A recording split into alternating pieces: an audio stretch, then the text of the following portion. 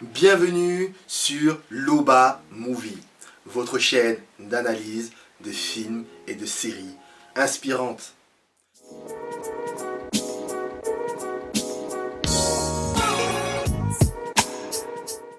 J'espère que vous vous portez bien, que vous êtes bien chez vous et que vous êtes bien confinés.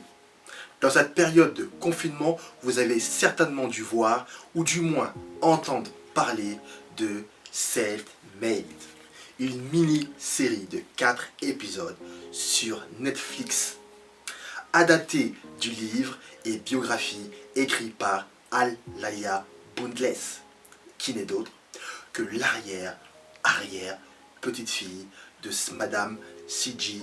Walker. Un film qui n'aurait jamais pu voir le jour sans l'intervention et la participation de LeBron James et Maverick Carter en tant que producteur exécutif. Chapeau, Monsieur James, pour l'influence et l'impact que vous avez dans la communauté noire américaine. Revenons-en à Sarah Breedlove, le véritable nom de Madame C.J. Walker. Une femme noire, blanchisseuse, battue et humiliée, si stressée par la vie qu'elle en perd ses cheveux.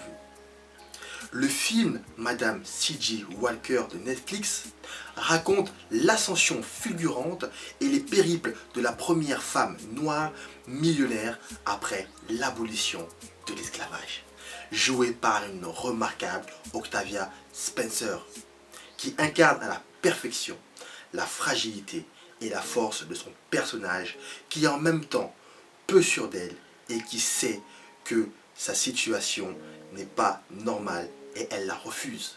La série est volontairement féministe et montre toute la douleur et la brutalité que vivaient les femmes et de surcroît la femme noire à cette époque.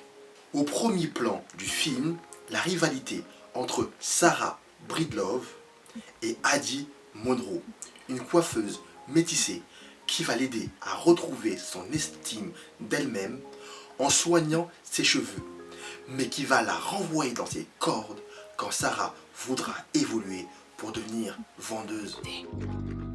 À la longue, je crois que j'ai fini par perdre espoir. Et c'est là que j'ai commencé à perdre mes cheveux. Ça va aller, je suis là. J'ai retrouvé mes cheveux et confiance en moi.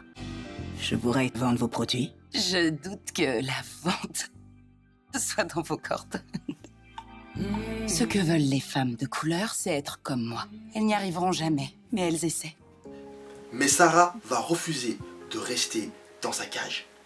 À l'aide de son mari, de sa fille, elle est décidée à se lancer à son tour dans la fabrication de fortifiants pour cheveux afro. Les enseignements à tirer.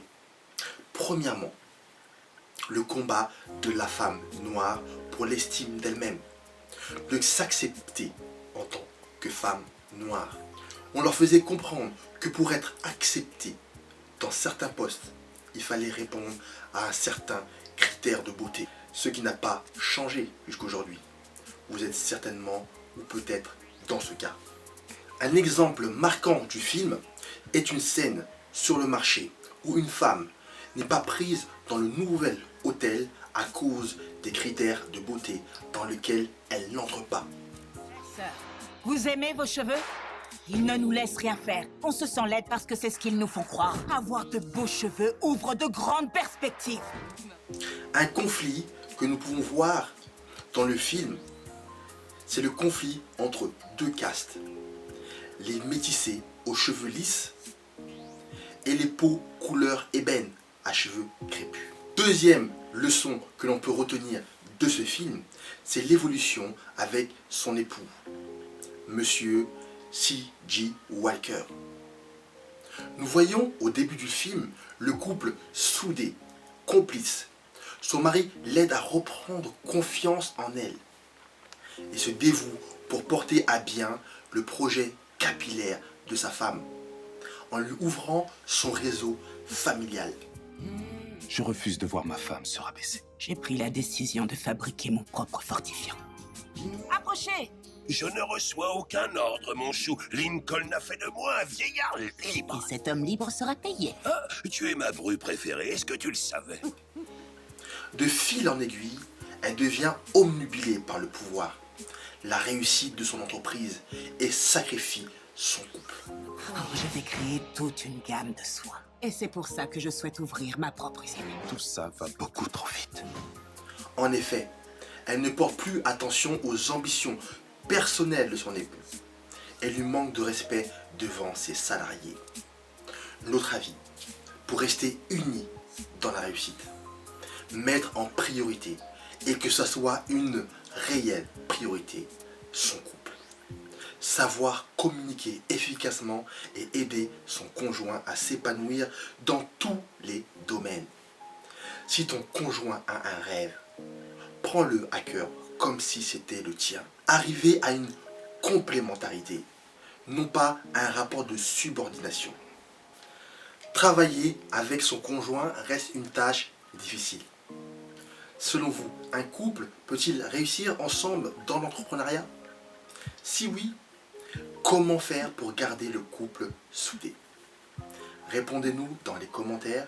N'oubliez pas de cliquer sur le pouce bleu et abonnez-vous à notre chaîne pour visualiser notre prochaine vidéo d'analyse de films et de séries inspirantes.